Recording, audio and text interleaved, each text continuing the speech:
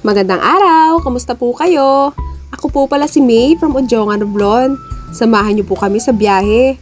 Pupuntahan natin ang pinagmamalaki nilang ilog dito sa Zambales. Kasama namin ang dalawang kaibigan ni Darrell. Pinakitaan pa kami ng driving skills nitong aking kapatid. Gulat ako, marunong na pala ito magbaneho. Nadaanan din namin ang mahabang tulay, ang Makulkul Bridge. Makikita dito ang lahar na galing sa Mount Pinatubo. Nadaanan din namin ang hekta-hektaryang solar farm. Grabe, sobrang lawak niya. After ng 2 oras, nakarating na rin kami dito sa Bagsit River, dito sa bundok ng Palawig, Zambales. May kailangan lang ding bayaran. 50 pesos para sa entrance fee, 150 pesos naman para sa environmental fee, at 1,000 pesos para sa cottage. Kung meron tayong Cantingas River sa Sibuyan, naahawig siya dito sa Bagsit River. Sobrang lawak at linaw ng tubig. Kunting pahinga lang at lumusong na kami agad. Grabe, dinaig pa ng may ice ang tubig. Unang lusong pa lang, giginawin ka na. Sinabayan pa ng ulan.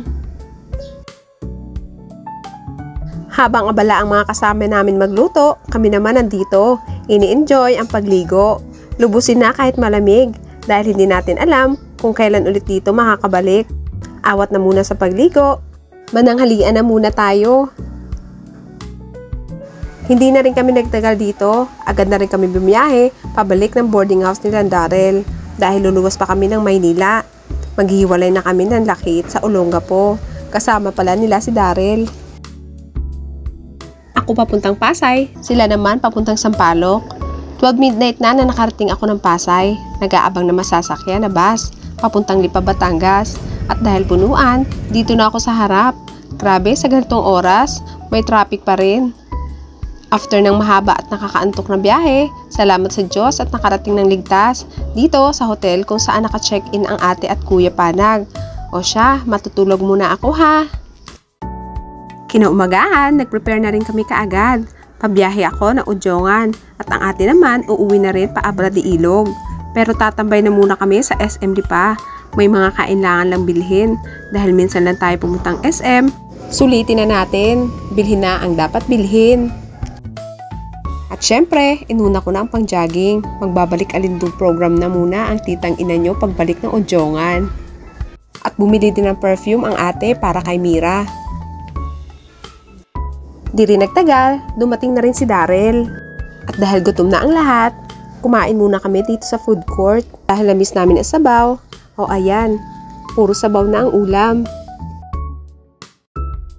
2:30 na nung bumiyahe na rin kami pa Batangas Pier. At alas 3, nakarating na rin kami dito. Dito na rin kami maghiwa-hiwalay. Si Darrell mag-stay muna dito sa hotel sa Lipa para makapagpahinga. Habang si ate at si kuya, papunta na pa Abra. At dito na rin kami nagkita ni Spoir. Paustina nga pala ang aming sasakyan. Layo ng barko! Ano ba to? At finally, after ng mahabang lakaran, nakapagpahinga na rin. Grabe, sobrang init. After 8 hours na biyahe, nakarating na rin kami dito sa Udjongan Port. O siya, hanggang dito na lang po muna ulit. Maraming salamat po sa pagsama. Ingat po kayo. God bless!